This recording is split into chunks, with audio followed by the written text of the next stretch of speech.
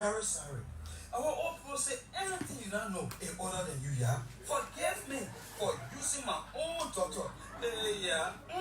In the street, while her sisters and brothers are in school, don't carry me to the law.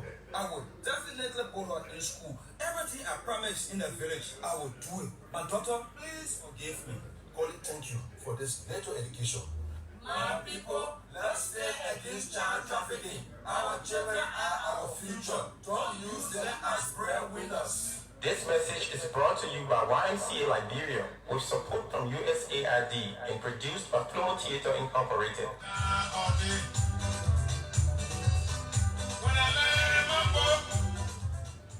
Hey, LTC Mobile is now rolling out 4G network to homes and businesses. Pay for your device and get 1 free month unlimited data. No more interrupted internet and calls. Get a SIM card from any one of our offices on Broad Street, Simcoe, or in Peaceville City. It's time. Switch to the real 4G. Capture the fun. Capture the moment. It's yours 0220. No more delays. It's mine 0220. No more intersection. It's ours 0220. No more interrupted calls. We move. LTC Mobile. Making tomorrow's connections today.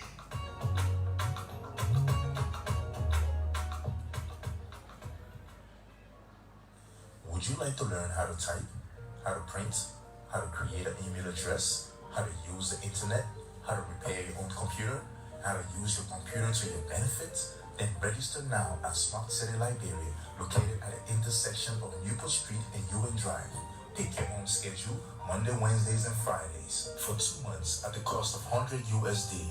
Don't study hard, study smart. Smart City Liberia. Our contact numbers are 0880-775927, 0778-021765. Smart City Liberia. Unlimited IT solutions.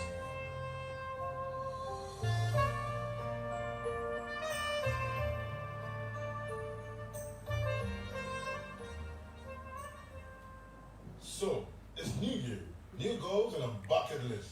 But what's in your bucket list? May I suggest the Insurance Company of Africa? You see, ICA has got some fantastic giveaways just for you. I mean, cell phones, recharge cards, and a whole lot more. All you have to do is purchase any of our auto insurance products for either 6 months or 1 year. Easy, right? Yes! So hurry! Sign up, get insured, and walk away with something. And remember, to tell somebody that ICA have started this year with sharing. ICA, your preferred insurer. Offer lasts from now to May 31. Terms and conditions apply. EcoBank bring new system, that new thing, they call it mobile app, yo. Pay school fees now the easy way. No more standing in line for hours. No more standing in line for hours? What do you mean? And how does it work? Simple. All you need is the EcoBank mobile app, or you visit any EcoBank Express point. Just log on the app and select Pay Bill. You can click on Education and find your school. Your school? Yes, your school. The schools are many. You will find Stella Marie's, Race Institute, J.J. Roberts, and many, many more. I just can't name them all. Follow all the instructions in a minute or two, you are done. But the interesting part now is, for every time you pay using the mobile app or at an express point, you will receive a book bag, copybooks, and pens. I'm paying my daughter's school fees right now. Rush now and pay school fees from just anywhere using EcoBank mobile app or at an express point and avoid the stress of standing in line. That is the EcoBank way of saying, welcome back to school. EcoBank, the Pan-African Bank. Another new thing I'm getting. EcoBank, I'm feeling bringing you in Jamaica again. This is a mission that we already accomplished.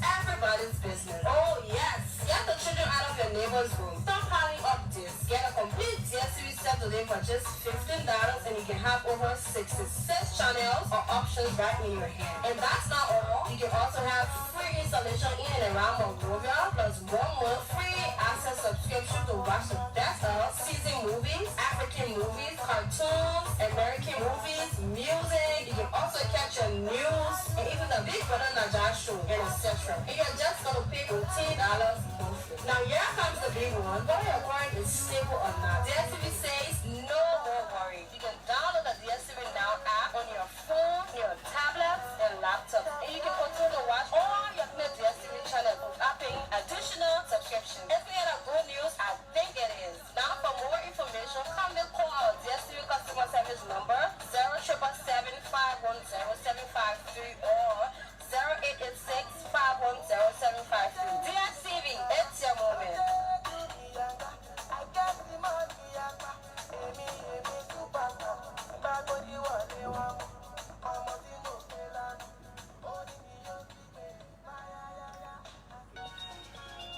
Trafficking in person is a crime. Let's stop it. Human trafficking, human trafficking, human trafficking, human trafficking, human trafficking. Yeah, let's stop human trafficking. Human trafficking, human trafficking, human trafficking, trafficking, human trafficking. Let's stop human trafficking. Respect everybody, regardless their color, regardless their tribe, regardless religion, their gender. Everyone is equal. Stop the hatred, people. Stop denying people right. Trafficking in person is not good at all. It's a crime under the law. Human trafficking, human trafficking, human trafficking, human trafficking, human trafficking. Let's go. Human trafficking, human trafficking, human trafficking, human trafficking, human trafficking, human trafficking, human trafficking. Let's go. Human trafficking. I have my rights to freedom. I have my rights to justice. Don't deny my right for something else. I'm a human being, whether poor or rich. Please get me my right as a human being. Forced labor is a crime. Let's stop child labor, human trafficking. It's not good at all. We must fight against racism. Whether you are white or black, I have my right to freedom and information. Stop denying me, I'm a human being. Human trafficking, human trafficking, human trafficking, human trafficking, human trafficking, human trafficking, human trafficking, human trafficking, human trafficking, human trafficking. Let's stop human trafficking. We are all equal and to be treated very well under the law. Yeah. Stop using me for your own selfish gain. Please do not force me against my will. I have my right to freedom. I have my right to justice. Human trafficking, let's stop human trafficking. Human trafficking, oh yeah. Human trafficking, human trafficking, let's stop human trafficking. Yeah, let's stop it. Human trafficking anywhere in the world must be considered a modern-day slavery and a threat to all nations. It also constitutes multiple grave human rights abuses that promotes the breakdown of families and communities, fuels organized crimes, deprives countries of human capital and revenues and resources, undermines public health, creates opportunities for extortion and subversion among government officials, and imposes large economic costs on nations.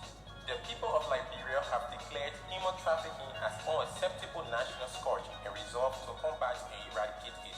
A court of competent jurisdiction shall sentence a person convicted of the crime of trafficking in persons to a minimum of 20 years imprisonment and in accordance with the Act. This message is brought to you by YMCA Liberia with support from USAID and produced by Plomo Theatre Incorporated.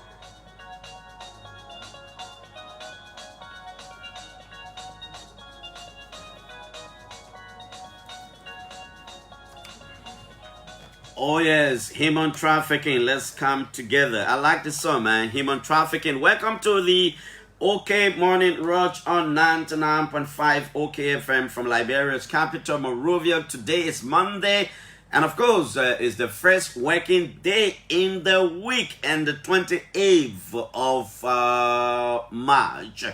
3 more days to the end of the month, and then we transition into a new month of April. Of course, the Ministry of Transport, with the help of the LMP, is continuing its regular vehicle inspection exercise, checking out for driver licenses, the plate on the vehicle, and of course your insurance document. Yes, we must be in good standing with our government, you know, to be able to criticize, to be able to check on the government, to be able to ensure the government does what we think it's supposed to do. We must be in compliance with the government. We are hearing that the legislature, or the House of Representatives, is returning for an emergency section to return the ArcelorMittal due to the executive for renegotiation as a result of a committee report. That's what I'm hearing. I'll reach out to the spokesperson of the House of Representatives, Robert Hayes, to find out exactly as to whether my sources are telling me the truth. You know, last Thursday the legislature closed, but we are hearing that the House of Representatives is supposed to be convening today for an emergency sitting to ensure the ArcelorMittal Liberia deal is returned through the executive for renegotiation. You know, the House passed on something, it went to the Senate. Probably there were some issues there. It had to go into, you know, joint committee, what have you. Probably the committee has recommended that it goes back to the the executive. So with John Robert Hayes. Last week there was this issue about the news of the death of Princess Cooper, whose body was found somewhere in the Pinsville ELWA area. Police spoke out on the matter, and I saw a wild public outrage about some of the things the police said. This morning we'll go to Moses Carter. Firstly, I would want to hear from Moses. What did he say that went viral on social media? And what do we need to know? What is it that we have not heard since, you know, Friday night, Saturday, Sunday, probably this morning? Is there anything the police have to say to us? Are there, you know, updates? Is anything new? What's about the guy, another body we heard somebody was allegedly, I don't know, murder or found dead, whatever, in his home in the Jalatan area. We will also ask Moses Carter to give us details about that, because it is the right of the public to know more of these things. Now, let me talk a little bit about the Dr. Daniel Cassell situation in the U.S. A few days ago, the news broke out that Cassell was arrested by U.S. security people, and he's now in court for fraud. And then the People's Liberation Party subsequently issued a statement confirming that and saying they were following the situation. And I've not spoken on this matter because I'm supposed to talk to the chairperson, Tabla Doe, who is, from what I'm understanding, the acting, stand-up bearer or the supervisor of the political party, whatever it is. He said he would have called me the evening they were having a meeting. He didn't call me back, and so I didn't want to rush to comment on the matter. And I'm not still going to rush to comment on the matter until I go into it. But just few questions I wanted to throw out there to the public. As we discuss these things, let's have these things in our mind. You know, one, yes, the truth is, I'm sure he's in court in the U.S. because the party itself has confirmed that. So it's no longer a rumor. The fact is that he's in court. Now, the other questions that kept coming to my mind, for example, is, was Dr. Cassell availing justice in the U.S.? Did he run away? You know, did it become clear that, you know, his company, you know, was allegedly duping some clients and stuff like those, and the American jurisdiction wanted him and he flew into Liberia? Has he been in hiding until he got back to America? Did he know in the first place, let's assume without admitting that he did something wrong, right? Did he know that he did something wrong and then intentionally went back to America? Because you see, the thing is, by the time, most of us, I hear people doing that, right? By the time they say somebody is arrested, in his case, say for fraud, what of you, we jump into hastily concluding that he is guilty, that he's a criminal, he's a fraudster, and blah, blah, blah. Well, you could say all of those, but ask yourself the hard questions. Was he evading justice? Did the American justice system come after him? Were they looking for him? And probably he slipped into the US, and then after a tip-up, he was arrested?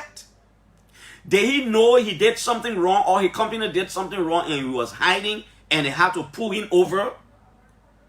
Then you want to ask yourself other questions too.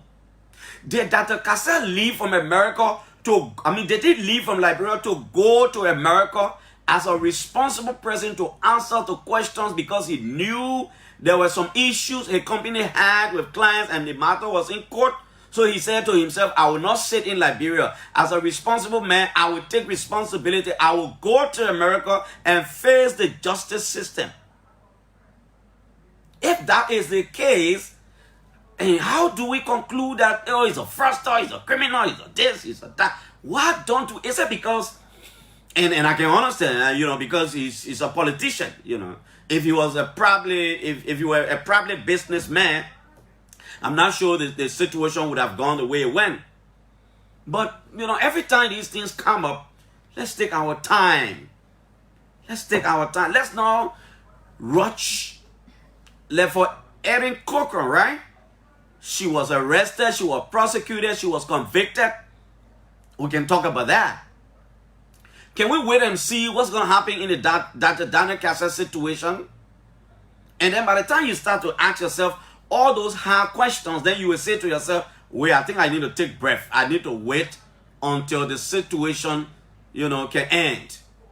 Because if he was in Liberia and probably got a phone call or an email that, hey, Mr. Daniel Cassell, your company operating in America have got some issue and there is a court order you must report, probably, and then he left Liberia and flew to America to take responsibility as a owner of the company because he knew there is something with the company and the justice system there. They want him to appear and he went there. How is he a criminal in that kind of aspect without, being convicted? So let's look at all these things. Let's wait. I know Daniel Cassell is the head of the People's Liberation Party. And, I know he's a politician. I know he wants to become president of the country. And I know we will not allow a fraudster, a criminal to become president of our country because our law prohibits that. But let's wait. Let the American justice system take its course. Now, was he in Liberia running the company as his head in America? Why is the justice system in America holding him responsible if he is not currently here? Or if he... So we need to ask ourselves all those questions. Yeah? Because, the truth is, you can establish a company, probably at some point in time, you can leave the stage. Maybe you're in the background and somebody is the head. And then something comes out and then that person will have to answer, not you anymore. Probably this is not the case with Cassell. Probably he is still running it as the head. And this is the reason why the court order came exactly to him. Daniel Extradal Cassell, Daniel E. Cassell. That's what I saw. So let's wait until the situation. Let's start adjudging this man guilty in the absence of prosecution. America have got some of the best justice and judicial system. You go to court, you answer the questions, he will be prosecuted. When he is convicted, then he becomes a common criminal. For fraud, then we move on. Too many times, we bring people down guilty in the absence of prosecution. Even though we are jurors in our own rights. But I decided to say, look, let's ask ourselves the hard questions. There are a lot of questions. Because if, for example, probably he was in Liberia and he received an email or there was a court order and then he decided to leave and go there and turn himself over.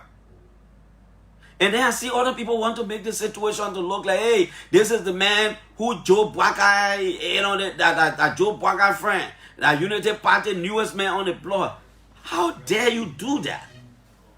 Dr. Daniel Cassell is way younger, a responsible man who's supposed to take responsibility for every other thing he would do.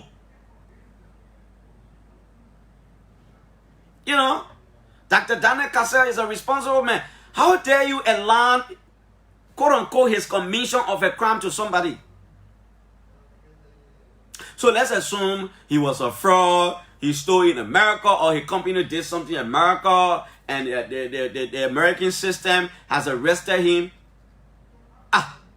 So how do you draw another person to that? Maybe Joe Boakai, for example, to say, oh, the man, as a matter of fact, Cassell has his own party. He's not a member of the Unity Party. Even if he was a member of the Unity Party, how do you draw somebody into that? He would take responsibility for everything he would do. But I can understand, you know, the politics on the ground. I can understand, you know, I can understand some of these things. Everybody is trying to pull somebody over, you know, for chances. More of those kinds of things will come up as we move to the election process.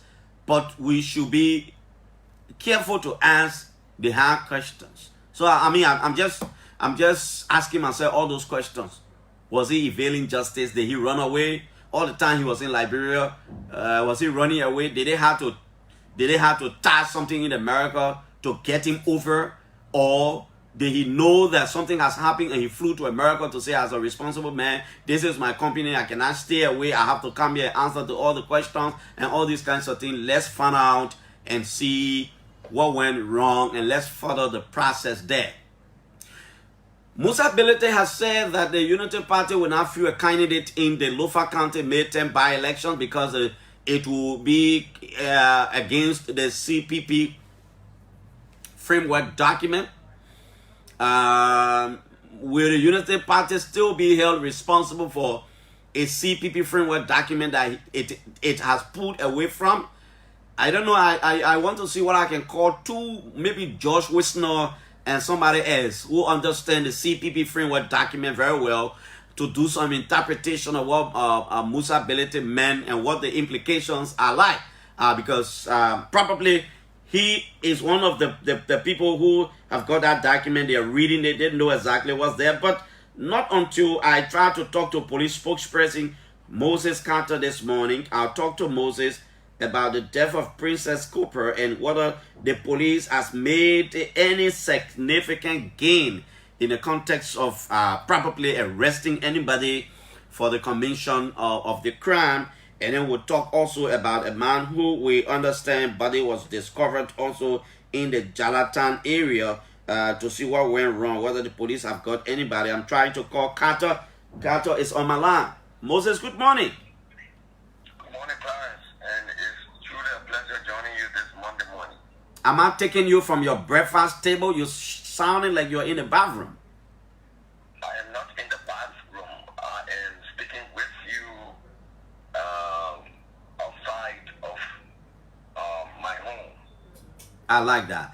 Outside of your home. Way on a highway that I'm looking at. That sounds interesting. I don't want to disclose your home, but I know I got a map in my hand. I can reach you anytime I want to. I certainly didn't know that. Yeah. I know you have a GPRS system that, Carter, let's move on. What's new that we need to know in the public regarding the death of Princess Cooper? Well, we made some frantic efforts on Saturday. We had the family represented on Saturday. There was this girl who is said to have been the one who spoke to Princess prior to her death in a video conversation. And she was invited on Saturday along with the family. The family was there. She came in and provided her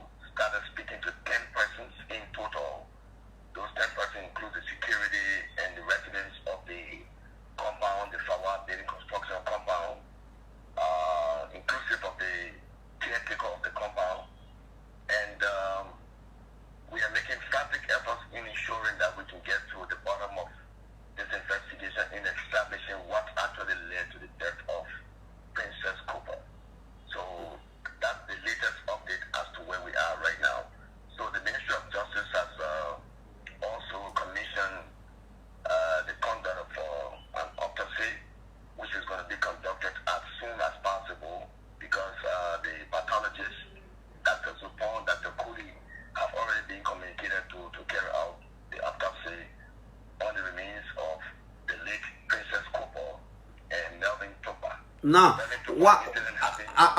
We'll come to Melvin Tukpa now. So it's being established now from your preliminary investigation that she was around Capitol Back Pass and went to Pinsville that very morning. Now, what did you invite the boyfriend and the friend?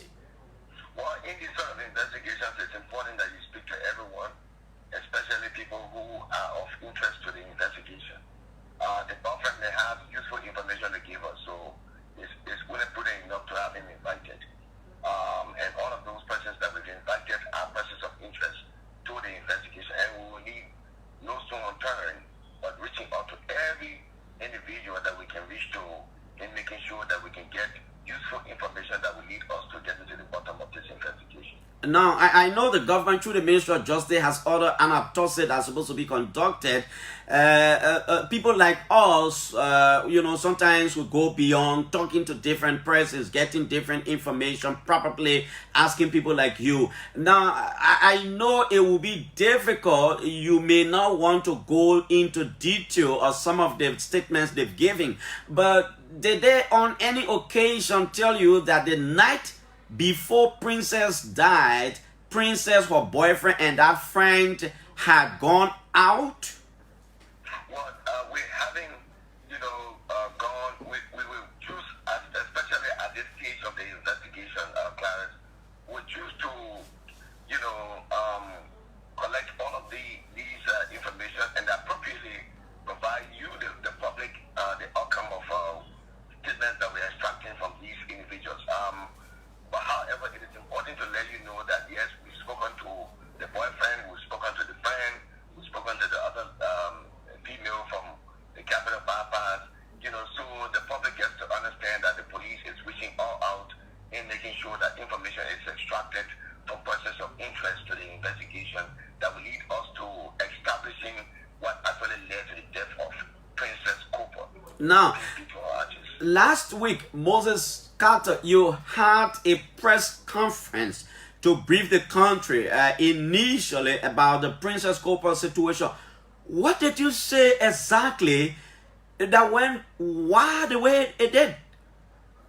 So there was this misinformation in the public about Princess' body being lacerated. Lacerated means they were cut on her body, and that went very viral on social media. There was also some different accounts about bruises on her body.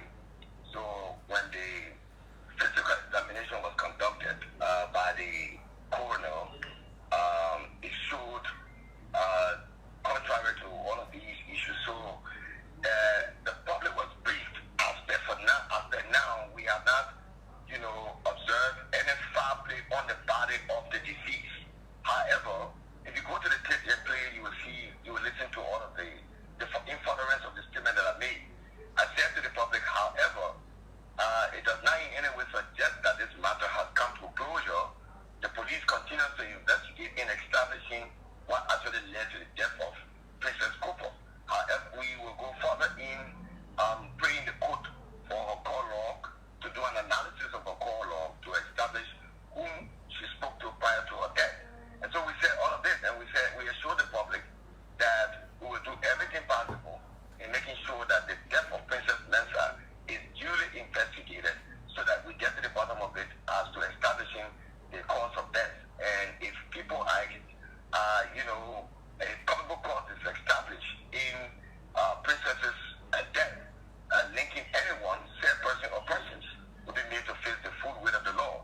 That is the statement that was made and taken out of context. So you didn't say there was no foul play as if the investigation has ended. And what informed the police decision about no foul play and however you were investigating blah blah blah blah blah? Wow, what informed that decision? So what we were doing was basically a bit by bit update, as to where we are and where we are going next.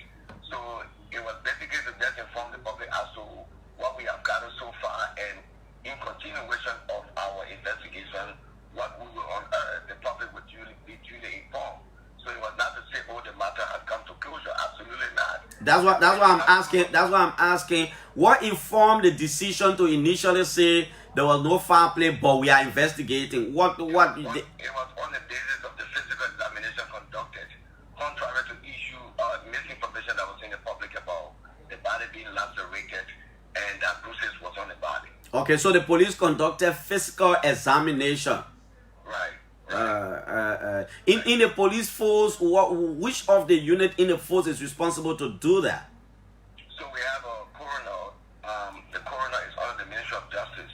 They are basically there to examine, to conduct. So it was a coroner jury report. Right. It was a coroner of Monserrado County who carried out the examination in the presence of the family and that of the police. But so were you quoting the coroner jury? Did you make that clear? Did you speak? Right. So every information that was provided, we were quoting the coroner. Okay, so but you said it that time, you said according to coroner jury report, so that you were not speaking with that authorities as if it was over.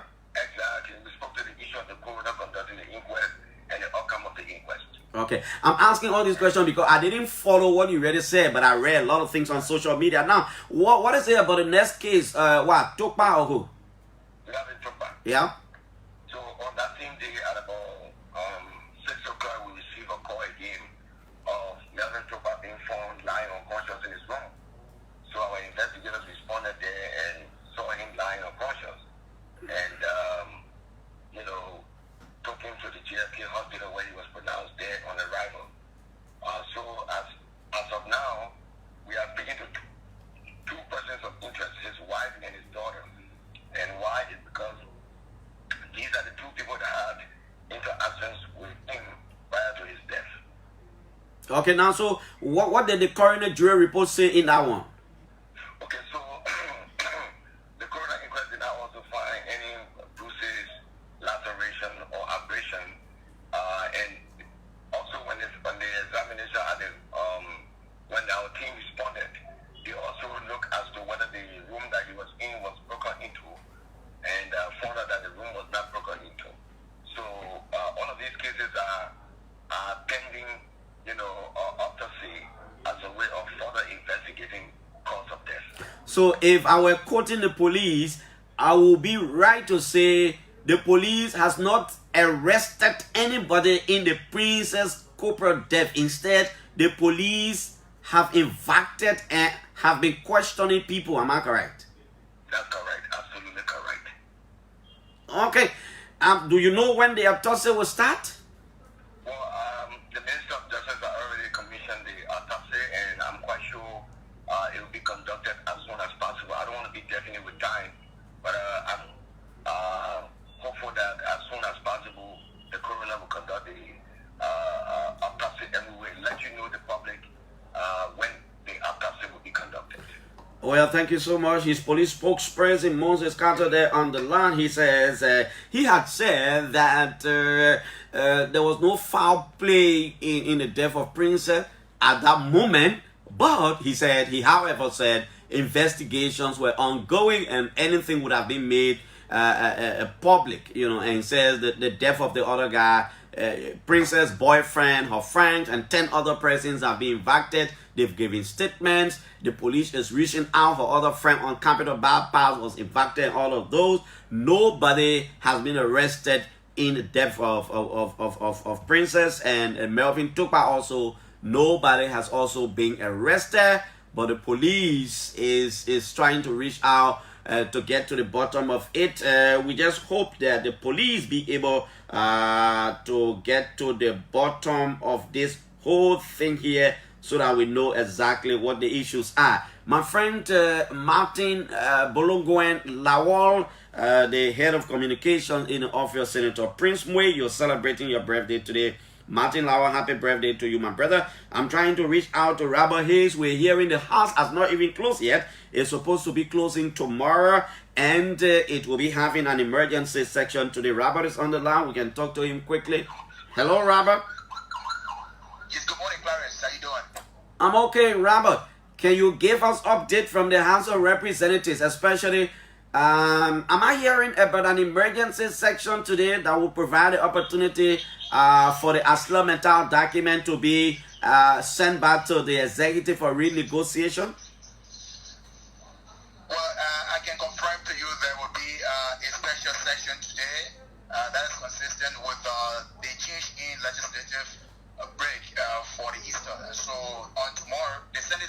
Senate is already closed. And so the law says that after 5 working days after the closure of one of the houses, you can't do business. And so the House of Representatives will close on Tuesday. And so to avoid a long list of agenda items, so today a special or emergency session is going to be convened to look at more of the national issues, but not specifically what you're talking about, because in keeping with parliamentary proceeding, it is the speaker who owns the agenda. So we cannot speak to what is on the agenda currently, but we know there will be an emergency session held on today. Tell me, the boy voice changed, my man. the boy talking like a legislative spokesperson now. Well, I can confirm to you that look today, but the speaker owns the agenda. We can't tell you, Rabbi, I like that. Now, but do you know? Have you heard? I mean, you have the widest ears at the legislature at the house. Have you heard from any of your bosses that Asla issue will be on the agenda?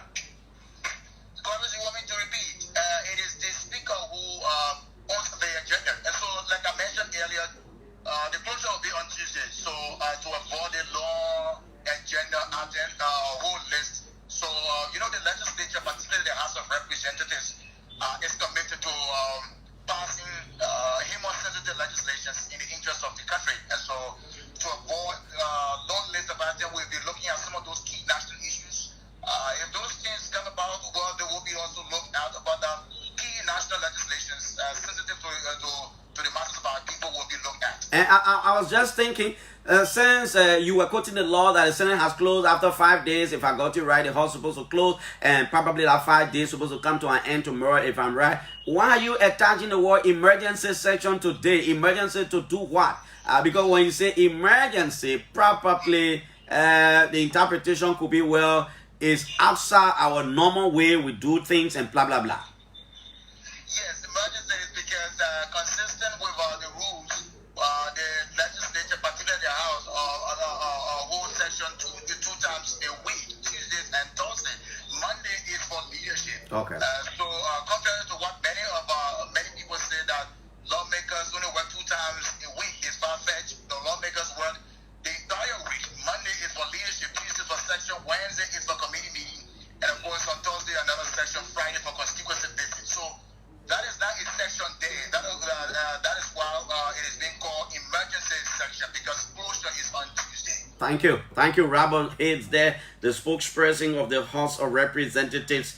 We do not have the luxury of time, so we may not move into the CPP document relating the statement most ability made and all those kinds of things. Tomorrow, hopefully, Unity Party National Chairman Amin Mudat will be here on the show at 9 o'clock. Probably then we can move into discussing the details of some of these things and call some of the people involved so that the public will know exactly where the situation is.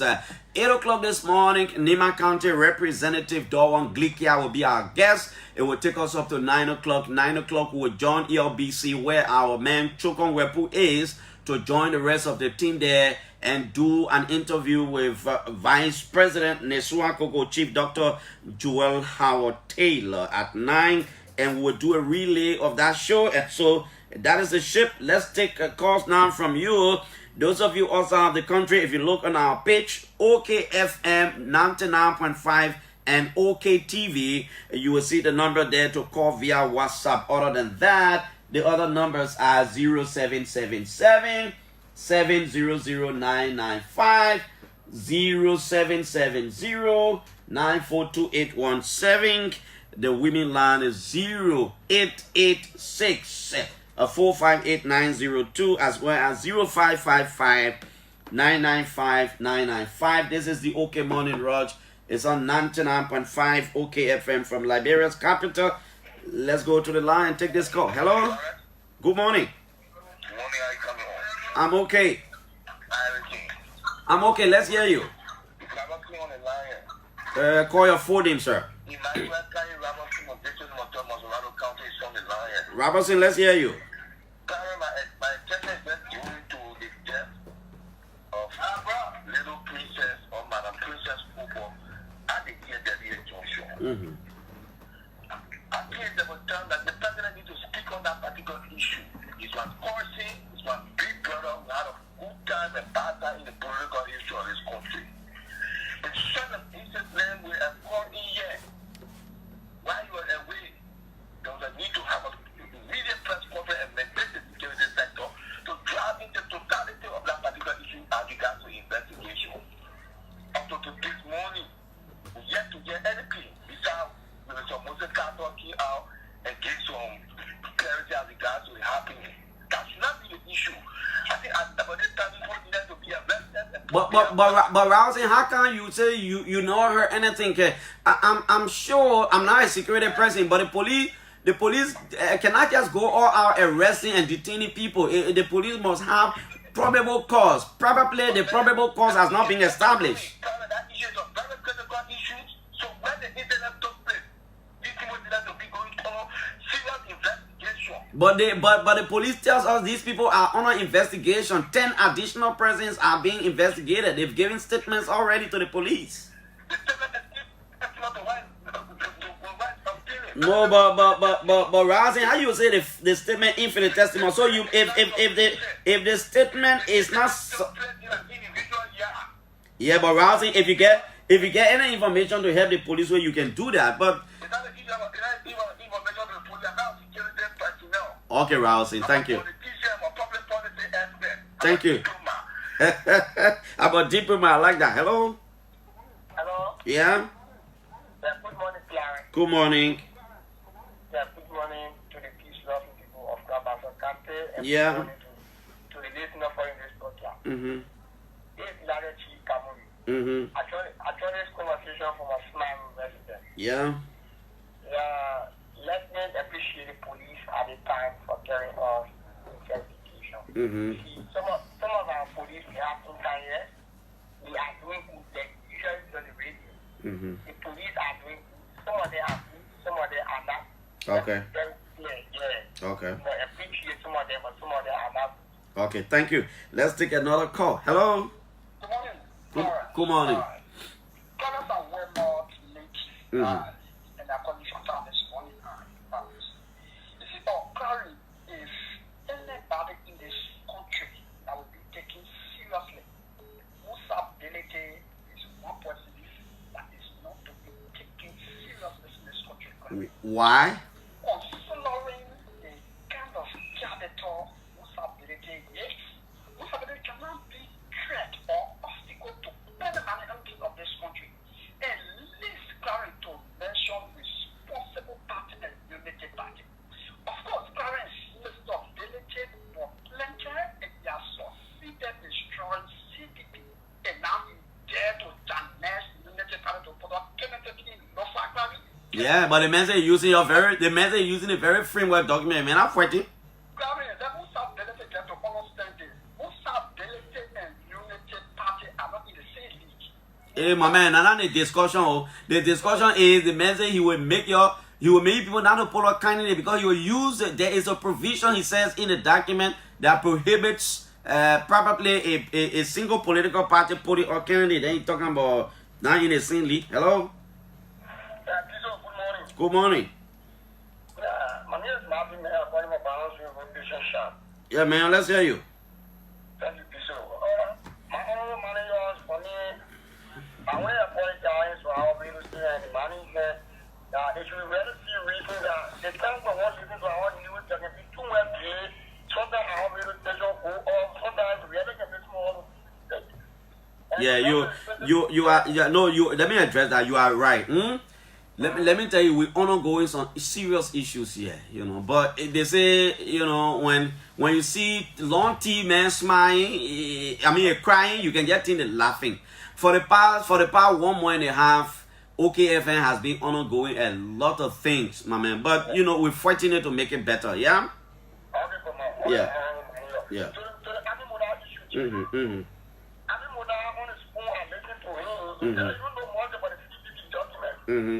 want to bring somebody from the unity party, you will bring somebody that knows about the CCP document. I need to clear the motor ability. Any person will here will explain it to the Liberian people how you want. But also, I will not tell the whole world that I have done CCP will find the document, will put the document, you are not part of the unity party. Okay, thank you. Thank you. Hello, hello. Good morning. Good morning. Yeah, let me say good morning to OKFM and you, Barry Jackson. And let me say good morning to my fellow Liberians. My name is Henry M. Gray. And I joined you this morning from Renaissance in Cloudtown this morning. You know, Clarence, let me just add my voice to what women said. Let me just add my voice to what women said. Mr. Benedict cannot be an obstacle to a unity party to feed a candidate in Lofa County. The first thing, unity party came up clearly. They make their statement and they came up with a joint agreement that we drew out from the CPP and they were accepted by the entire leadership of CPP. Then why a man like Musa Belete we don't have good character that will come up and question the feeling of Kennedy. Yeah, listen now. Saying you the one got all the character, the man say he using the very framework. The man just simple. All right, you ain't telling me. Listen now. Listen, chief. I expect you people to be using the framework document to be quoting clauses and saying Musa will not survive in what he wants to do because Article this talk about this, Article this, but you're just talking on the surface. So, Karen, you want all to quote the framework document our author, right? What kind of author? So, you don't know, Karen? You don't know the framework document our author? No, there is no evidence. The matter is still, Chief, wait. The matter is still in court. After the court process, then we'll know whether it was author or not. Oh, you want me to say and say it was author? Karen, it was author. In a framework document, it was the numbering system, Hey, my man, Henry M. Gray. That you not the court. Any matter in court, do you know whether the court has ruled? No, I'm not the one that he called. Oh, my man, bye, man, Henry. Yeah, man, the matter in court is anything with author. You want me to say that? Hello? Good morning. Yeah.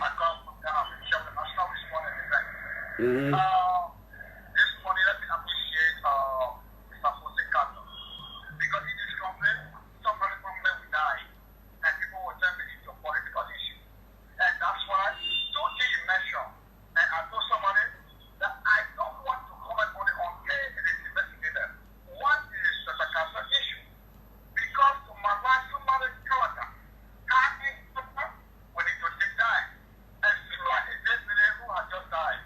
I think those who are being called by police, we need to be patient. So that at the end of the day, the person who killed this particular person or particular person allegedly, the person will be brought out. But everything is just doing rule of government. Yeah, this is from somebody's family. To discuss somebody's family who has just died, we need to take time because everyone is what we have. It is CDC government today, it will be another government tomorrow. Thank you very much this morning. Okay. Like real politics. So that can be a vast way. All put down him. Hello. Yeah, good morning, Clarence Jackson. How are you? I'm trying to be good. Okay, my name is Ambassador Briscoe Pito. Okay. Let's hear you, Tito.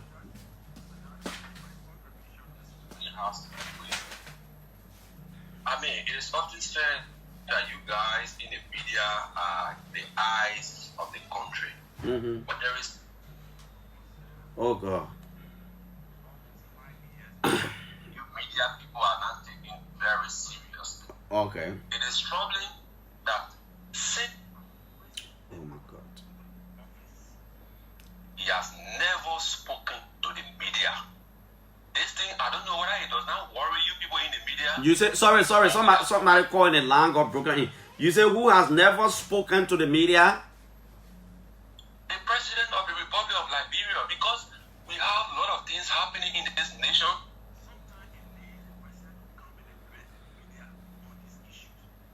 George Weah is the president of this country. Nobody else. But many a time when president cannot say anything and we are indulging ourselves into it, we're going into another election.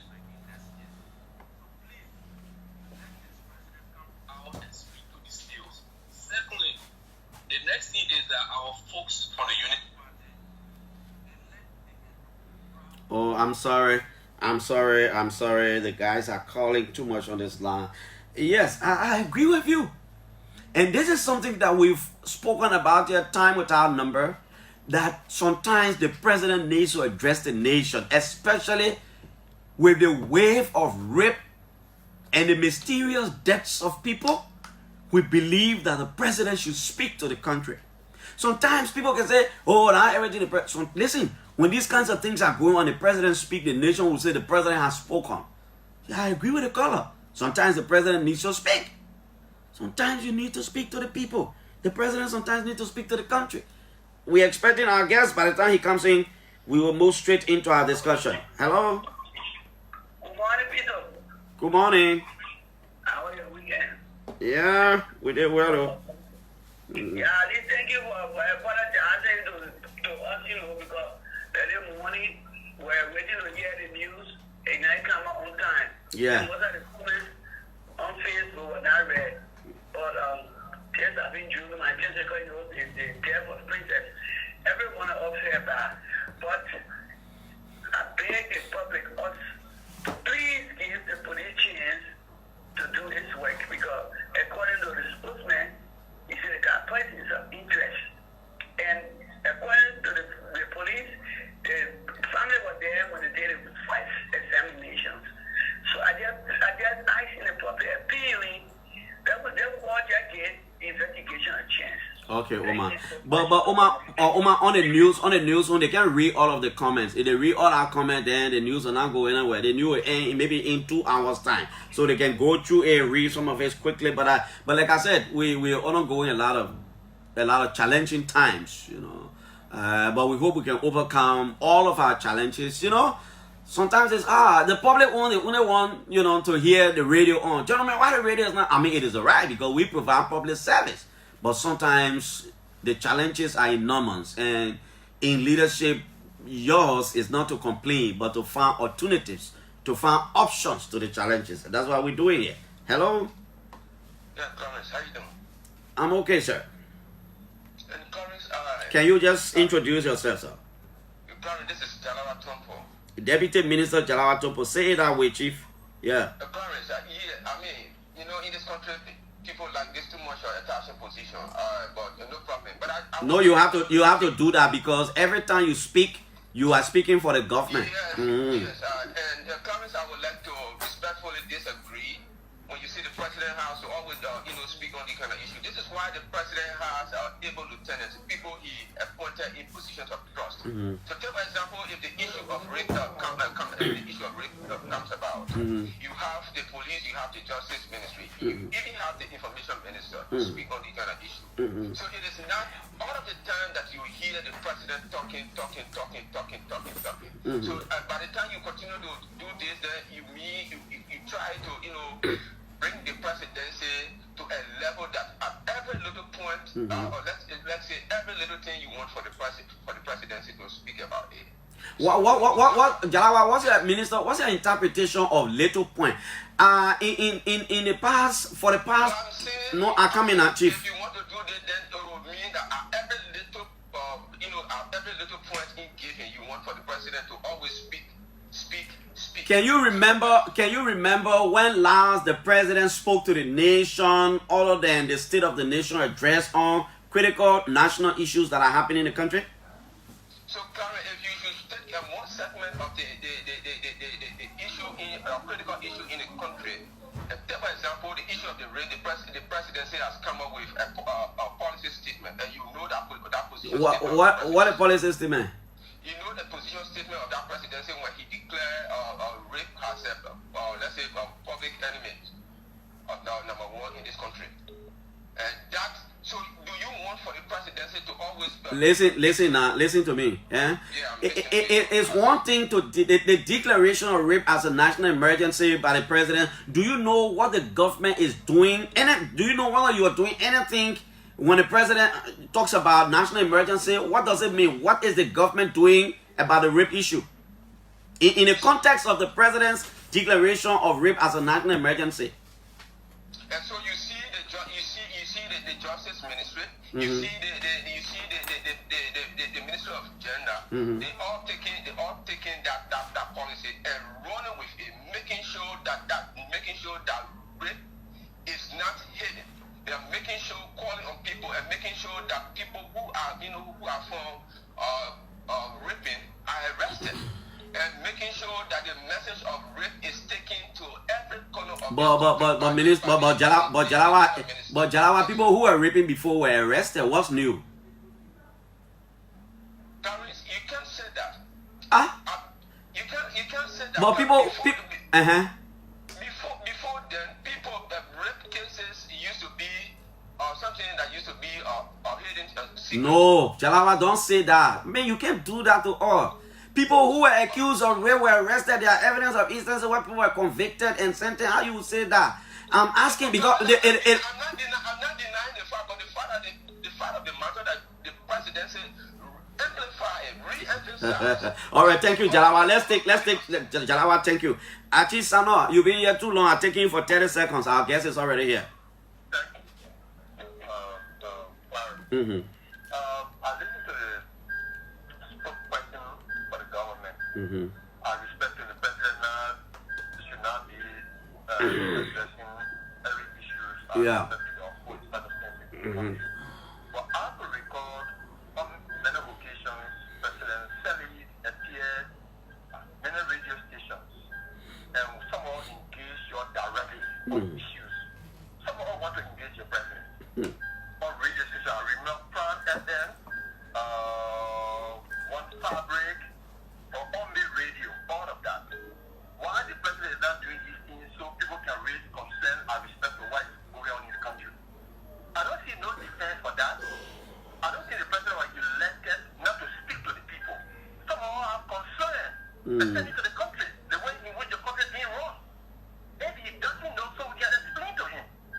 And I think it is important or prudent that the president do these things. Although they're not helping the president, the man doing a job. engage with you. The man doing his job. Engage the president and what we do to President Zelly. And Okay. I think it's important. Okay, Achi. Thank you. We have to leave it like that because our guest is already here. Folks, I'm not taking any call. I know this is going to be a very big debate. I'm sorry because, but I didn't want Jalawa to make the situation to look there. We're not talking here. No, we're talking here. So that's why I wanted to know what has changed. What's new? Since the president said rape was a national emergency, what new measures have the government putting in place? What has changed? Anyway, my brother could not tell me. Probably tomorrow I'll call. He will tell me. Representative Glikia, Dawn Glikia of Nimba is here. He recently met with the women of Babli, and for a long time we have not spoken. The man trying to navigate now. But I've been challenging him on something. I'll not say probably, but I know before 2017 the ball will do that thing. You do that thing, Nimba. Representative Glikia, good morning to you, man. Good morning, Clarence, and good morning to your audience. Let me just first of all say thank you. I think you said you've been doing a lot of work here, but please permit me to ask of you to lower your AC. Too much cool for me, man. Yeah, too much cool. Judah, please, you should not have said anything publicly. Judah, please lower the AC. I like that. Judah, drop the AC. I mean, interpreter, we don't have before something can happen here, yeah, I'm just kidding. Yeah. But how's everything? Yeah, everything is okay. We give God the glory. Thank God that at least we are here again to speak on some issues, things affecting our people. And we took interest in the invite because it goes beyond what you saw yesterday or 2 days ago. Okay. At least so that our people out there too would know where we are as we continue our community engagement, our engagement with our people. Let me get something clear today. Probably that segment of Nimba, I haven't ventured there too much, so I need to know. The Babli region, is it different from the Gwi and Doru? Yeah, Gwi and Doru is far apart from Babli. Babli is where we have the crown from Nimba, where they are situated. Okay. They fall within district number 6. You get to know it from Bo and Quida, and then the Beak Blood area. They are very close to Blood Diala. Okay, Blood Diala. Yeah. Okay, so how is your district by extension? Yeah, we're doing fine. Continue to do what we were elected for. overall the representation matter most, the oversight we've been able to reach out, and not being so different from other parts of the country, what we're going through, the challenges and the difficulties. I all notice that we're still working around the clock to see how we can get a result, because these are the things our people, for which our people elected us. I always say the confidence is that they saw the ability in us to see that we should be there to speak on their behalf. So we continue to do what we should, or what is expected of us. What did I see on Facebook? Was it a meeting, your first time meeting then? You've not met them before, you are making your presence felt, or what? Yeah, what you saw on Facebook is the some group of citizens from Babli, like you said rightfully. And again, we took interest in it because it's I see as a launch of what we're about to do for the next 2 to 3 weeks. We got like $2.5 million Liberian dollars that we're going to be giving out to our mothers, our sisters as an empowerment. These are things that we promised, and I think my last visit you asked me as to how I was doing with the whole loan issue. For us, it's not a loan, like I say. We just try to give out a grant, just empowerment, to see that our mothers, having, withstood the time, having waited for some time to see how we can get back to them. Opposition will all say, why is this? But it's always good that we, like our saying goes, it's better late than never. So we will be doing that across the district for the next 2 to 3 weeks. So we started with that. They have called upon me, the citizens of Babli, the women of Babli residing in Macerado. They said that they got some activities on empowerment program and they needed some support. So we decided to encourage them with that. That was an initial contributor. I've told them that. 3 million? The $2.5 million. You gave to them? No, not what I gave them. $2.5 million is what I'm going to be spending across the district for women empowerment. Okay. Yeah, within the next 3 weeks. That's what I'm going to be spending. Wow, how? Almost all of the marketing association in the district, we have the little groups, the marketeers. I'm going to be reaching out the women across the district in almost all of the major towns. I'm going to be reaching out to them because these are things that people always call for. We will always do the infrastructure development. We will do our best reaching out, but once you don't go to identify the people, they too know what they want. So it's good you give them the cash and they will do what they want. Why? It's a revolving fund? That's exactly what I was coming to. I want it to be seen as a revolving fund. Where if, like the women, I told them that the $2,000 given them, the $2,000 US, if they get back to me in the next 6 months with any interest, I'm going to double that interest to give them. Meaning that if they come back to me in 6 months' time, the women tell me that, Honorable, we've been able to generate $1,000 from what you give, or $500, I'm going to give you $1,000 in addition to that. So that's how revolving I want it to be, and not just them, to Babli women, but all of the people that I'll be identifying with. Let's stick to the Babli women and go to the other groups. I will sit, but I want you to give me an idea of how the 2,000 US will be used. I mean, you just get a group of women, get in the 2,000 US, go on your own, do what you can do, come back. If you get profit, I will give you profit. Or, divide yourself. I mean, I'm just thinking. It's almost similar to this very civil loan. Okay. All right, because they have got to mean that they have their own empowerment program. They got a way that they market here. Most of them are people who sell these little things, fall within a petit trader, right? So they have all been calling on me from different sectors, from different this part of the district. So I decided to use the institutional approach. Individually, I won't be able to give to everybody, but as a group, with that, at least we will be able to make the impact. So we've given them that amount, and whatever they do, how they get it turned around, just a little amount that they can just help themselves with is what we started. Like I said, it's something initial that we have started. Is somebody working with them from your office, from the district? Because I heard you say it's a revolving fund, meaning they will work with it and return it, and then you give it to another group like that? Not just me. They're not giving it to me. They got their own structure. They got their leadership. Okay? The leadership is going to work. They know their own way of doing it. They've been existing for years, so they got their own style of how they go about in raising more funds. This is just something to buttress what they've been doing in the past, because there are a group of women who are very supportive of the homes. And I'm taking interest. I've taken interest in this, Clarence, because interestingly, 75% of those that voted me are women. They got me to where I am today. All over the district, Bali and you name it, Blog, Bear, Boy, and Quita, the women stood out for me. I have been reaching out to them little by little. If you go in the Tapata region, you saw some of it the last time when I appeared here, we spoke of it. But again, how can we identify with them? This is something that we have yearned for. This is something that we have wanted to do. But again, we say it's better late than never. And I hope that I can even do more than what I'm doing now. Have you turned Radio Lawaye over to the people? That's why you promised. Oh yeah, sure, Clarence. I did that. And the guy that structure set up, in fact, during the dedication, that was before the president went do a tour, and that was done. And that's it, Clarence. I'm one person who do not want to go. People who are perceived are people who want to contend against you can talk on our radio too. Sure, they should. And if they don't, they should be able to reach out and say it to the media. Oh, that we called today on Radio Lawaye and we were denying and all this thing. But all of these things were happening.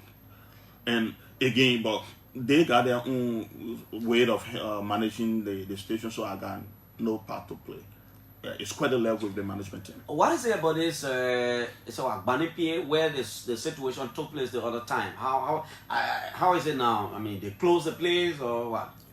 Yes, we closed the place. Nothing is happening there now, as far as I'm concerned. In fact, that if you saw me the last time touring the role with the public work minister, the acting minister, and her team, we're trying to see how we can connect that role from Zikepa, because it goes through the Banipe area you talk about. So that much activity is going on there, and that's why, in fact, this empowerment program, we're capturing almost all of the towns in there. We call it the 4G communities, all of the towns that start with G, the spelling. So we're going to be identifying with them as well. So because that was one major means of survival, the income for the people within that belt. And now that we have closed it, we need to reach out to them. So I think that's the major thing that we're doing there now. What have you done in education? Probably not you as an individual, but maybe through advocacy in the national budget, something has happened. How do they call that school? Tape Memorial? Yeah, Tape Memorial High School. Yeah, have you touched?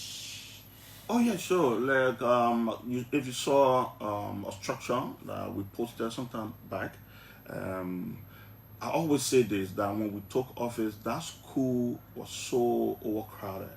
If you went there at the time, the classes were so congested. So we promised to have decongested it, and we built an annex to the school. It's now waiting for dedication. We also continue with our scholarship program. Students in and out of the district continue to benefit. First of its kind, the County Social Development Fund, we have this portion of scholarship that goes to the district.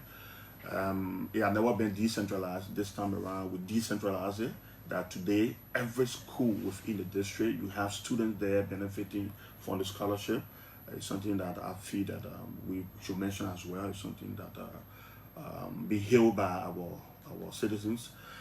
So yeah, education-wise, we've been doing it, and I have said to the Ministry of Education, because I just proffered a communication, we recall, that there are so many things happening in our district, so many things happening across this country, and if we're not careful, we're going to continue to discuss it as the educational system being a mess.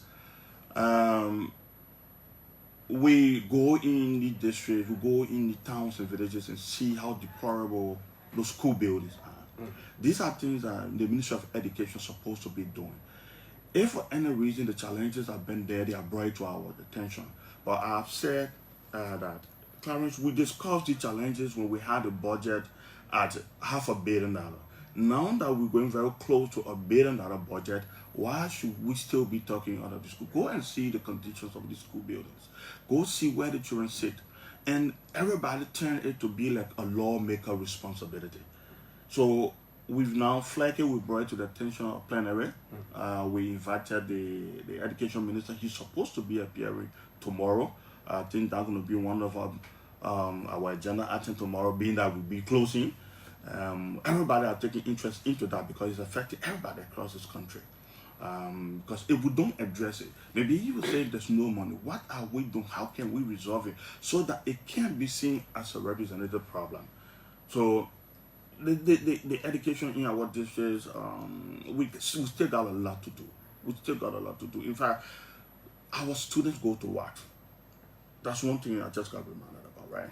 These students, they don't even know what the science courses are because they don't have any science lab. So I have taken interest into that. We're going to be doing, we renovated the structure already, it's there, and we're going to be equipping it. It's going to be costing close to $10,000 to equip a science lab for all of our high school students within the district. So the lab that we all need to do collectively, we need to do as a government and leaders of this country. Did you take in an ambulance in your district? Did I hear you took an ambulance there, and did you turn it over to the hospital, or is it a GLICAP project?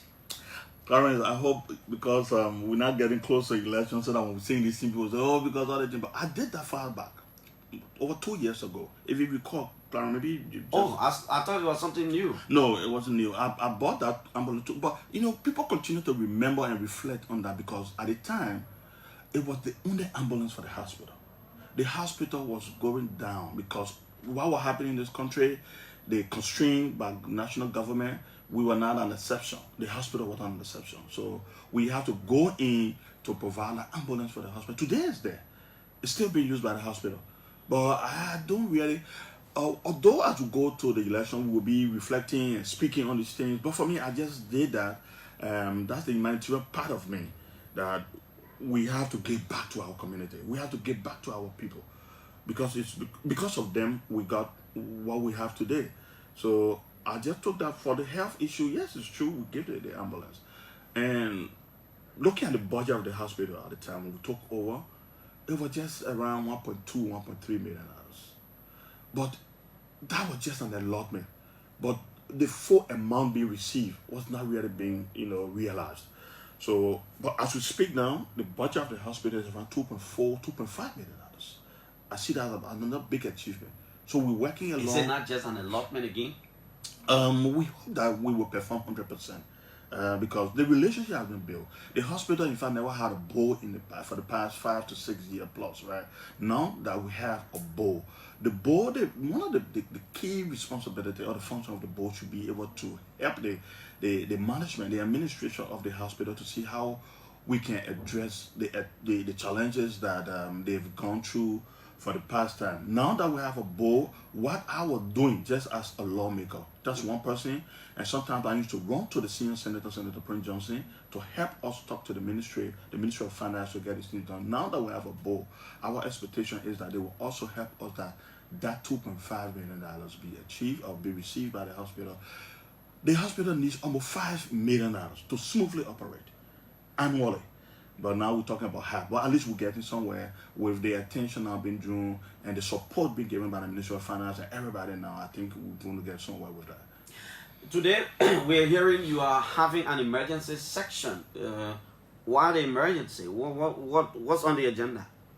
Like I said, we're closing tomorrow, right? Okay. So we don't want to have a jam-packed agenda tomorrow.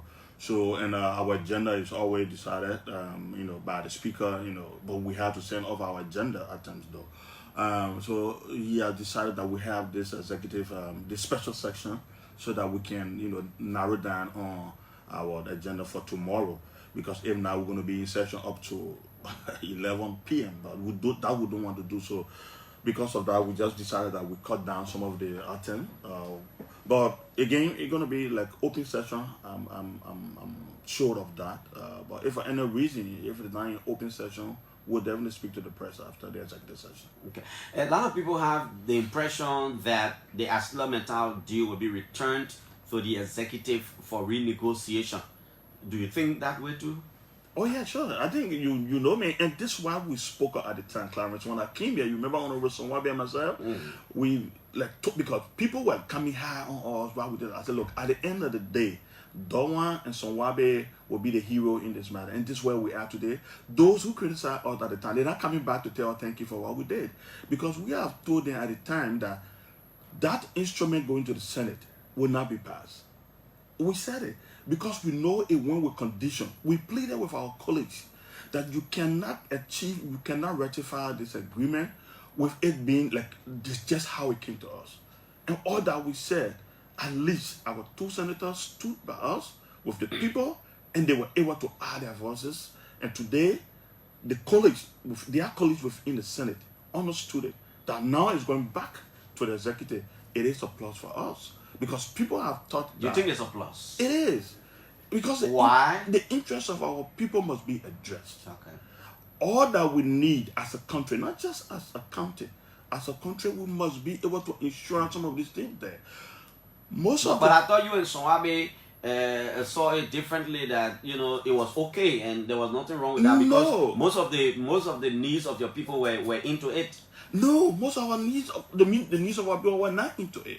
They were being still understood and captured, coming from the memorandum of understanding. In the past, before this ratification, they have agreed on so many things that these things were captured or was handled as an MOU. Mm-hmm.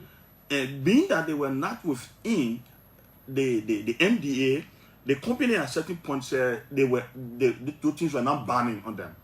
The issue of the housing.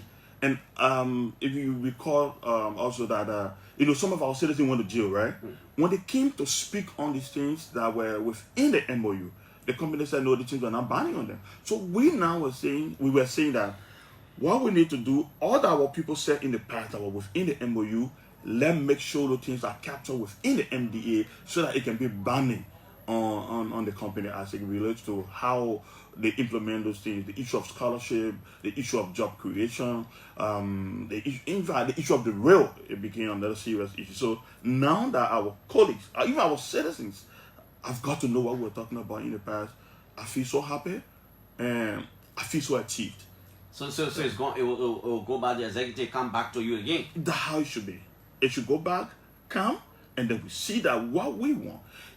We are not saying these things that we must 100% achieve. It should be a win-win because these people too are here to make profit. I mean, that's why I wanted to say, are we also sensitive to the point that we don't push the company too hard? Because, in the event it rolls back its sleeves, it becomes difficult. Oh, of course. In fact, one of the key things for which we feel that, we've given in to some of their demand too was that we were requesting that, or demanding that we have at least $5 million as county as our social development fund. Because if you had this type of increment, right, in the tonnage that you're going to be taking out, why can't you give us $5 million or $10 million? And in fact, when you were doing the investment, there were a lot of risks involved at the time.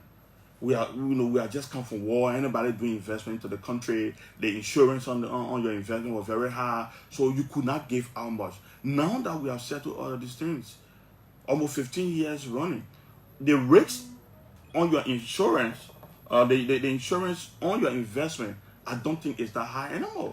So we now should start benefiting. But because we didn't want to push them to that extent, we now narrow in for at least $3 million. That we should be getting, as counted. So if we can get at least $5 million, right? NEMA will be talking about $2.5 million. But again, that's another different thing and a big conversation that we can have, Clarence. But one thing I'm so happy about is that this agreement is now going back to the executive. And I know the executive, who is the executive? You're talking about the people. So I know the president will have a lot of interest into this. Why it went to the legislature and coming back to me? The president now will feel that, okay, I must do due diligence. If it was not done, the president, I know that he will now have more interest into this, and we will do the best for the people of NEMA and the people of Liberia. Are you still a member of the People's Unification Party? Oh yeah, sure. I'm still a member of the People's Unification Party. And until then, what happened now, Clarence, don't forget, politics is sessional. And as we go along, even if I'm to, leave the People Unification Party, we have our political godfather, we have our godfather. Not Prince Johnson. I know that's where you're going, right? You have Emmanuel Nukwe. Oh, listen, man, don't cut me short. I'm just laughing Looking at you smiling, you my friend. Go ahead. If I'm to leave the PUP, I'm going to have some personal and respectful conversation with Emmanuel Nukwe. I know what Senator Nukwe has done for me. I know how he has mentored me. And I wouldn't just leave the party like other people would do. I will leave on the very good footing, in a very respectful way. That in fact, the senator will understand why I'm leaving. Because I know for sure there are so many reasons for which, if I'm to join any party, that he, Senator Nukwe, will be giving me his blessing. And I know that if that will be done, it will be done soon. It will be done. That one, I know that will be done. You will leave PUP, and today is the 28th of March. Anybody can mark this interview. Grigia will leave PUP. Grigia will talk to Nukwe. He will convince Nukwe, or he will talk to Nukwe. He will respectfully leave PUP, and he will join the movement for democracy and reconstruction of Senator Prince Johnson. And this is so because it is important for a re-election bid. They matter, my friend. I know everything. Everything I say here will happen. But even of that, Clarence, if I'm doing that, I know for sure, within the corridor, right, the PUP is not far from the MDR. The conversation that we've had behind the scenes. But you would do that, right? It's not far. So I still hold that to my chest, and I'm still doing the consultation, like I said last time. My citizens will play a major role into that. My supporters will do that. So if my supporters... We can lead our supporter team, man. That's what you're going to do. I think that cliche now. My supporter, my people say... Clicker, all the team will be open. You contesting on MDR ticket. That was 2023, I will see it. I want it clear. Beside MDR, right? I could just, like I said, if you have the PUP and the MDR working in the same direction, there's no need of joining MDR. I could still be in the PUP, and because the Nimba County people still got that faith, mind you, we are people who believe in culture and tradition. The face of our county now still remains Senator Prince Johnson. So if Senator Prince Johnson is on this side, and we feel that, okay, we need to go and support him, we must do it. Whether I'm in the PUP, and I need to support him, or whatever however he want to address it, trust me, Senator Johnson will feel more comfortable when you go to the PUP. Man. Of course, he wants to. You want us to do that. Start dragging the thing, and what you do, lead that thing. Let's move on to the next issue. Until then, I'm still a member of the PUP. Now, what is clear is that Senator Prince Yomi Johnson in 2023 will not contest as president of Liberia. He has said that time without number that he will wait. He will rather support President Weah. He will contest to maintain his senatorial seat. He's not contesting. Now, judging from what you just said, that you Nimbayans believe in your tradition, you believe in your culture, sometimes you believe in yourself, and those kinds of things. And I asked Samuel Koga this same question. He was very clear with some issues. Now, one of you wants to be president of the country. In the absence of Senator Prince Johnson, Councillor Tewon Gonglo from Yahweh Mensono in Glaze Zopie there, or from Glaze Zopie in Yahweh Mensono, says he wants to be president of the country. How do you see it? And how do you think Nimbayans will vote or respond to his bid? All right, like I said, when we talk about Nimba, the issue of our culture and tradition, we respect the heads, right? And Senator Johnson still being our head, Senator Johnson still being the face of the county, we look forward to him for direction in some instances because these decisions will be made behind the scenes by our elders and then we follow. Coming to Councillor Gonglo, trust me, and let me say this openly, I'm not going to be one of his supporters. I will not support him on so many reasons. The first reason is that everybody got a calling. The councillor is one of the best that we have in this country. We're not happy to have him as just from the county, right? But as a country, we are all happy to have him because he's one of the best councillors that we have. I feel that his calling. That should be his area, and that's why he knows best. Leaving from there to come and join politics, it's going to take him some time. So, if we recall, Clarence. What is your calling? My calling is politics. Clarence, I started active student politics when I was in Africa. Don't listen to me. So it's something that I grew up with. Do you know the history of Gonglo? I'm asking now because you're talking about calling. Yeah, that he's a lawyer, he must stick to a calling. Yeah, leadership comes in so many ways. They are leaders. He's being given that opportunity to lead in that direction, right? That everybody look forward to him. When you talk about one of the best today, and when it comes to the legal activities in the country, we call on him, but he's not. I have thought in the past when this entire Senator DeLong issue came about. I was one person who said that the councillor would have been tested by Nimba. Let's run with Councillor Gwonglo to be first a senator of this county. From there, by this time, he would have known a little bit as to how these things have been done. If you pull Madam Ida Gwonglo Ware and the councillor today, I would prefer even Madam White being a presidential candidate as compared to the senator because she knows what it takes. She's been in the so that's what I'm asking. Yeah. Do you know Councillor Gwonglo? Because I'm asking in the context of that thing you said, he calling. Yeah. He's a lawyer. Yeah. You prefer he one of the best, he should stick to the law. Yeah.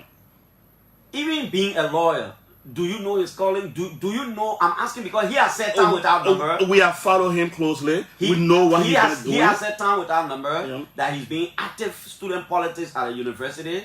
He even became like a special assistant to interim president of the country. So he argued that he understands the governance infrastructure or the architecture of the country, and he can be a good president. At a certain point, with all that he did, at a certain point, he got to a place, to a junction, and decided to go the other way. What other way now? The other way to be a legal counselor. But the man was a lawyer when he was doing all that. But let me tell you to fast track this, right? No, we're not fast tracking. Let's stay here small. Is your reason justifiable that somebody will argue that a good lawyer can be a good president? I'm coming to the second point. What I'm saying, Clarence, and watch my word today as we move forward. Yeah. To have a president of this country who will not come from the legislature, you will find it a little bit difficult. Watch my word. Even the great United States that we practice from, it's just one or two persons who became president of the United States who did not go through the Congress or did not become governor. Right? Just few. So now, as we sit, if you don't go through what we're going through now, to just come out to say you're going to be a president of this country, it's going to be a little bit difficult. That's what I have thought in the past, that yes, let's give this thing to the councillor at the time. Let's make sure that the councillor become our senator. Okay, but he didn't run. But let me tell you the other side. It will take another time. Let me tell you the other side now. Yeah. The other side is too many Liberians believe that Liberia's problem is at the legislature. Quote unquote, you people are corrupt. You people receiving money to pass book things. You people are responsible for the way the country is, and so there is no need for any of you said to even become president. We need a new face, somebody who has never been there before. Because once the person goes there, the person gets polluted. That was then, Clarence. Okay. See the level of due diligence that who could just pass, like what you just talked about earlier, the Metasty agreement. See what we've done to that. So that perception about the legislature is running away. Are you sure Tiawan Gwonglo will not win Nimba County first round if he's the only son of Nimba running for president? Not just the only son. Mind you, like I said about the culture and tradition, Senator Prince Johnson, who still remains the face of the county, is still there. But Senator Johnson, in an event Senator Johnson was running to be president, that is a whole argument. But the first thing is, who doesn't want president job in their county? If Senator Johnson is now running... What do you want the president job for? And to get a good things? If Senator Johnson is now running... No, answer my question. Why you want the president job? You should be answering me. I invited you for you to answer me. I can't answer you. If Senator Johnson is now contesting, you still think even as that, if one of their sons is contesting, Senator Johnson would say, even though the man are our son, our brother, but y'all shouldn't vote for him, y'all vote for somebody else. And you think the Bayern will subscribe to that? But I was listening to you a few days ago when you said President Weah won Joseph Koto in Nimba before, right? And you got the statistics? Yeah, absolutely. 2005. Early one, I don't know what our President Weah at that time, but the CDC won, I will check your, but Koto did not win at that time. Okay. So I'm telling you, sometimes What we want presidency for is for the good of our people. Okay. Looking at what we're seeing today in our county, parents, except we want to be very ungrateful to this government. While it is true we are not part of the CDC, there are good things that are happening in the county today that we can speak to. For example? Look at the role. I don't mean me to be like a spokesperson for this government. No, you just be real. Okay. If you go across Nima today, Nima is benefiting from the highest number of road being constructed, being paved than any other part of this country. Let's be fair. So on the road now, let's be fair. All right. So you've seen it. You got a road from Ganta to Sanikore to Logatuo. You got Ganta to Sekapie, Sekapie to Tapeta. All of these things, there are millions of dollars being spent on us. Okay? Those are little things that we must appreciate. Our hospital today in Tapeta, the level of cooperation that we're getting from the Ministry of Finance, that had never happened. So, like I said, don't make me to be a spokesperson for the government. But those are little things that I want to speak to.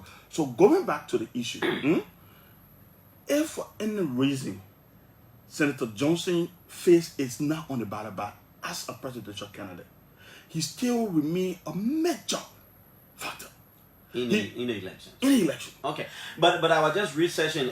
George Bush was never a state or federal lawmaker, but he became president, and even his son was not even a lawmaker, but also became president. And I can go about Donald Trump. Donald Trump was never. I said few. Okay. Yeah, I said few of them became without being a congressman or Bill Clinton. Coming up. You either be a governor, right? Just do your research again. You be a governor or a senator to become a president of the United States. You just have few of them who have not gone through that ranking fast. Can a good lawyer make a good president? I can tell you. So why tell one Gongo can be a good president? You know the advantage we have?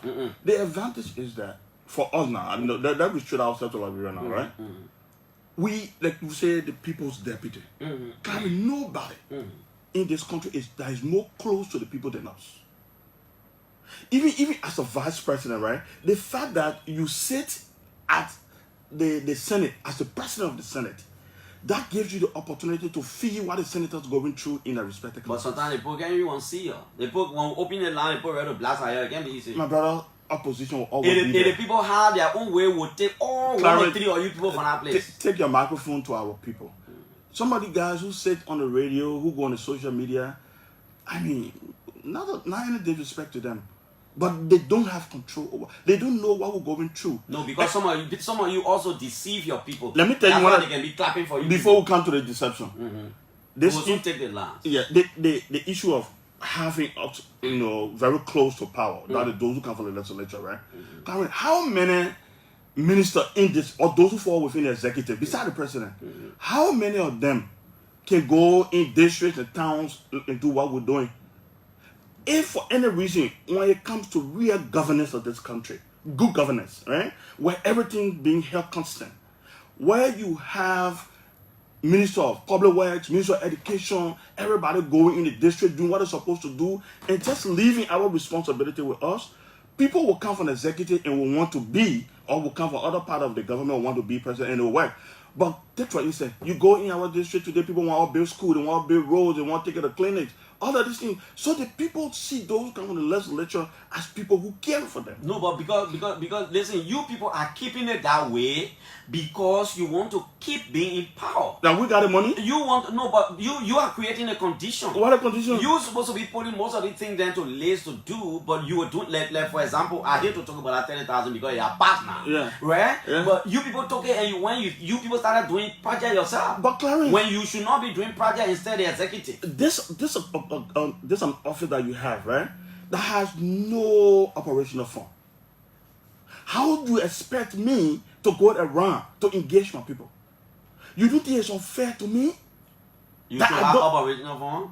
I should. All the development in your district should be translated to the executive through the budget. The only thing that you be thinking about, the issue of transparency, because when it comes to transparency, it's where maybe if you give me $1,000, I must get receipt for the $1,000. Okay, go on. I must be accountable. But you don't do that. And you gave me $30,000 become the problem. And I said it. Let me repeat. And they say you put that money back, you turn it, you put it on some kind of budget item. Clarence, me. They say that 60K now. I will want to even profit or communication that we need $100,000. Okay, you got people who sit in the executive who control millions of dollars. Okay, but people don't go to them. Yeah, let's leave it like that. District number 6 Representative Darwin Glikia of Nimba County. Probably you're listening to the show, you are permanently buying, you want to call, you can call 0777 464050 0777 464050. That number is for permanently buyers who want to participate. Other than that, you can call 0777 700-995 0770 942817 and 0555 995-995. Hello. Good morning, Clarence. Good morning, sir. So how was your weekend? Yeah, it was okay. That's why I'm here and I'm talking the way I'm doing. I'm very honored and happy to speak to you this morning. My name is Pony. I'm popularly known as Irresistible Pony. All right, Pony, let's hear you. I'd like to respectfully disagree with Honorable Gigla in that studio. And Clarence, I'd like some of the hard questions you pushed to him. Councillor Gonglo has served as Solicitor General.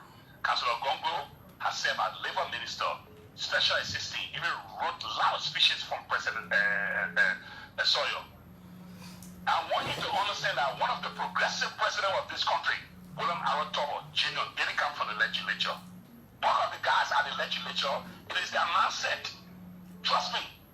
What at the Liberal legislature, Tottenham did not become Senator of Maryland. That's it. Councillor Gonglo has all of the qualifications. He should have looked that he had both the experience. And in fact, Barack Obama was a lawyer. And I want you to understand that. And a senator.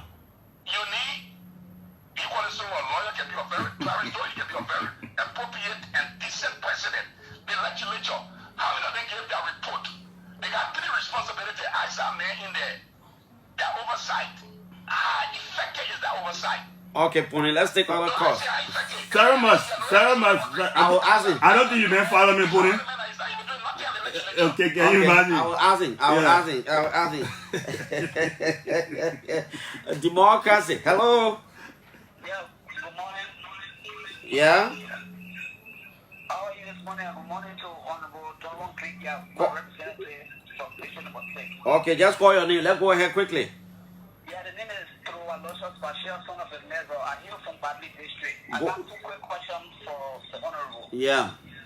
Yeah, first of all, let me be thankful to the Honorable who identified with the women of Badley District that provided some funds for them in recent times. Yeah. But the question is, why now, Honorable? Okay. Why now? Yes. And second thing, you did mention when I'm monitoring this morning that there are some development that you have initiated and you are carrying on in Badley District. This is where we are here from. Can you be specific to tell me where exactly these developments are, Honorable? Okay, thank you. Specificity he asking for here. Hello. Yeah. Good morning, Clarence. Good morning. Good morning to Donald Glikia. This is Emmanuel Yema, and I join you from the headquarters of the Strategic Gladiators in Tinko. Yeah. So when a national leader is on national platform and discuss national issue with security and honesty, yeah. so that it let go away your frustration and your hunger. So this one and testify and the articulation and regarding a national issue, national issue within Nimba County. Okay, thank you, Chief. Let's take another call right here. Hello. Hello. Oh, you have to call back. Let's take you here. Hello. Hello. Yeah.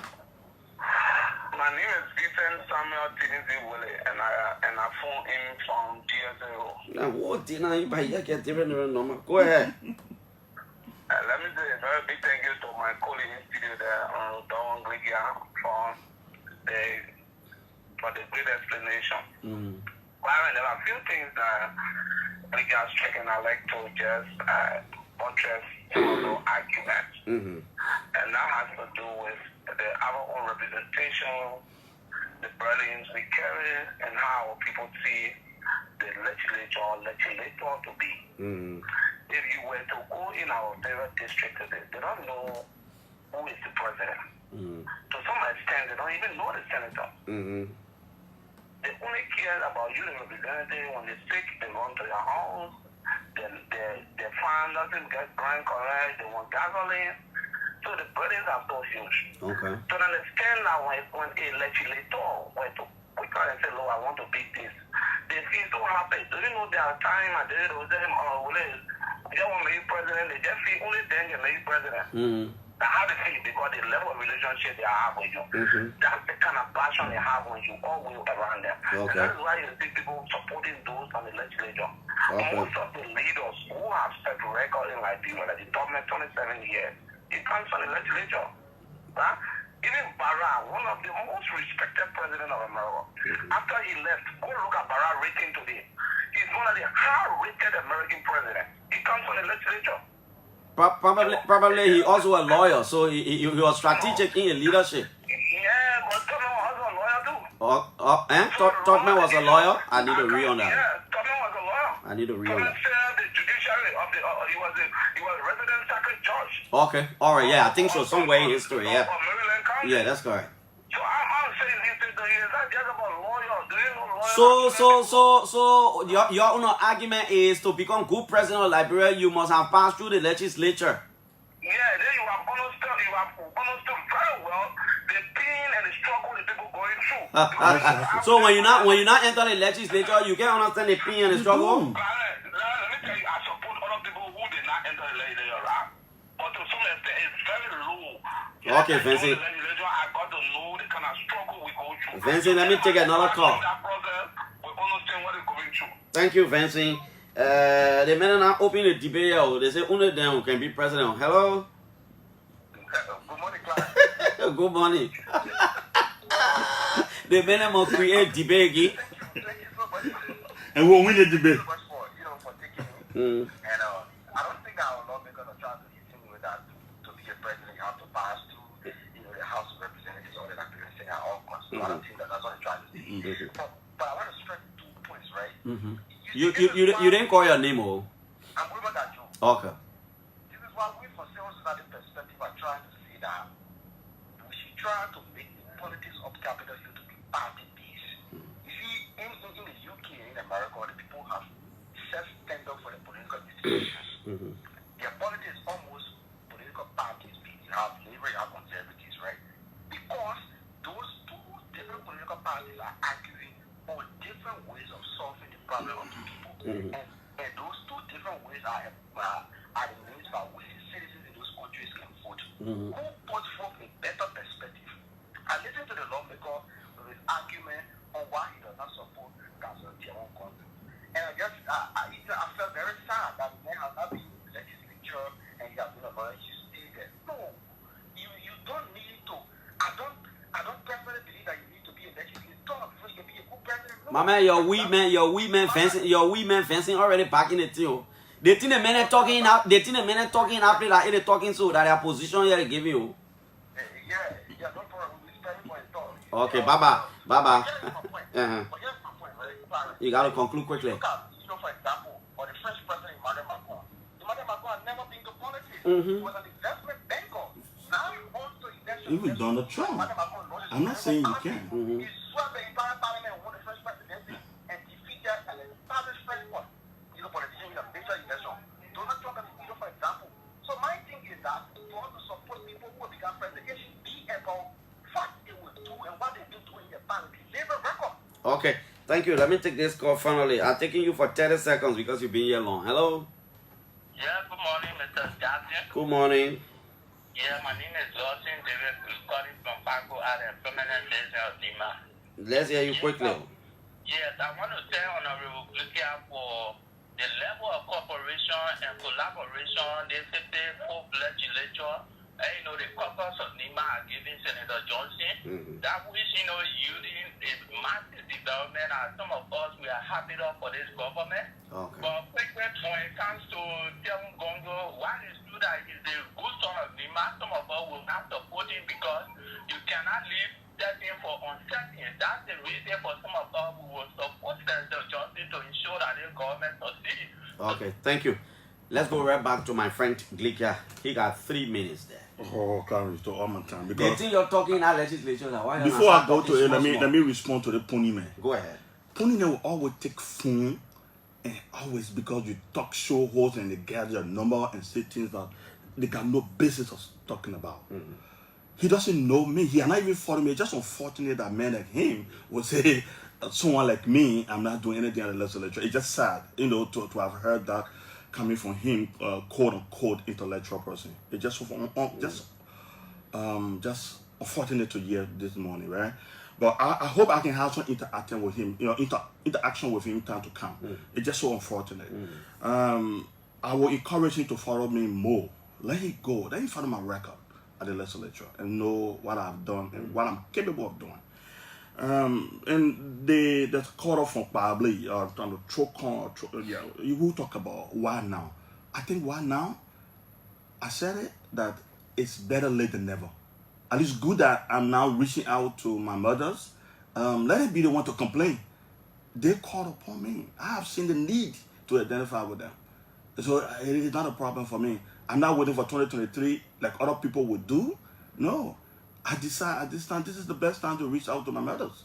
So you can't tell me why now. Why now? Because this time is the best. It's better late than never. Yeah, I think the other guys, someone, rumor guy, look, we're not saying before you go or you become the president, you must. No, it's not a matter of must. But we feel that that's one of the best conduit through which you can be a good president. It will be good. Look, let me tell you, if President Weah, if he had not gone through the Senate, everything about President Weah, would have even been, he would have got all that learning curve as he did. So quick. I'm telling you. What's about all the people who've gone through the executive, who've worked in government? Yeah. You stay in their experience, and they pass through that one legislature? Because it gives you a broader knowledge. It connects you to the people. The people that you claim to be the president for. So go through it. Even if, look, as a vice president, you see Omer Boakai, the father, the Omer has served as a president of the Liberian Senate. It gave him the picture of what it is. That's why of being the vice president. But if you are not gone there, so he can be a good president. He could. Okay? That's what I'm saying. And you will support him too, because no, I'm not supporting him as well. Don't draw me into plenty things. No, you got to draw. I beg you, don't draw me into plenty things. So you supporting President Weah re-election? We are holding that. Look, we're going to have a lot of consultation. We're going to get back to NIMA, right? We're going to get in our own closet. But you can't go consultation. But you didn't get back to NIMA. You have already said you will not support Taiwan Conclave. But when it comes to other people, you say we got to get back to NIMA. Yeah, because that one is different. No, but why if you go back to NIMA, your people say support Taiwan? No, it's not possible. That one is not possible. Because, how you say, you talking for the people now? Because you ain't have that meeting yet. Let me tell you. You've heard what Senator Johnson been talking, right? What is it? About the councillor. For each time the councillor gets on air, I have told you that we are people who hold our leaders in high esteem. We respect our culture. But this, I beg you, man. I don't want to go too deep into this. Didn't you hear the senator characterization of Councillor Gonglo too? When Prince Johnson say things to people, why you don't talk? When the person responds to Prince Johnson, then I tell you don't talk. Let me tell you, sometimes there are some things I am making Prince Johnson super human being. You don't talk about him. He's not super. No, how you making it? He's not super. Because when Prince Johnson say things about people, you don't talk. But when the person responds, Prince Johnson, then you say, oh, we have respect. He's not super. But those who don't really see him as a leader now, some of them are just being ungrateful. And they know that. We know what this man has done for us as a country. Even up to now. Okay. Owing to our culture and tradition, I hate sitting and discussing the thing on radio. Culture and tradition. Prince Johnson can. That culture and tradition, you can be talking about Senator Johnson can. As we go back to the country, we will come and tell you. Few months from now, I will be open and tell you who I'm supporting. He is a man who him who I call on the show, and he said some very nasty things about Samuel Koga. When did he leave the culture and tradition? And by the time Koga respond, they just say, our culture, no. You not be fair to the senator this morning. I must admit, you not be fair to the senator, and we hope that we can have that, because you bring Koga into this matter. There are things that you have said about the senator that we can speak up. I'm saying when Senator Prince Johnson said he characterized the one Gonklo in some kind of way, you didn't talk. But now when Gonklo responded to what Prince Johnson said, then you come in, you say the only thing he talks about when he go around how to prosecute, that's the only thing you want to be president for. That's the only thing you want to be president for. You see, follow him to all the center.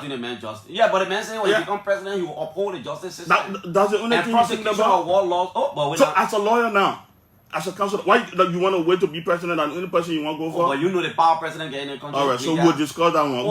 So you want for them to prosecute anybody? Let the time come. No, I'm not talking about that. Let the time come. When time is right to discuss it, we'll discuss it. But I'll tell you that my friend Dowan Glicker was here, man. By the time they talk about prosecuting Prince Johnson, they bought blood of boy. He ain't man go put cargo on there. That's why they don't want. The man said they want to talk everything, but he must stop talking about prosecution. My name is Clarence Jackson. Coming up very shortly with John ELBC to do a relay with Vice President Joel Howard Taylor. Chokon Wepu is sitting there in our stead. Good morning. Thanks to all of you, man. Tomorrow morning we'll be back here. Bye-bye.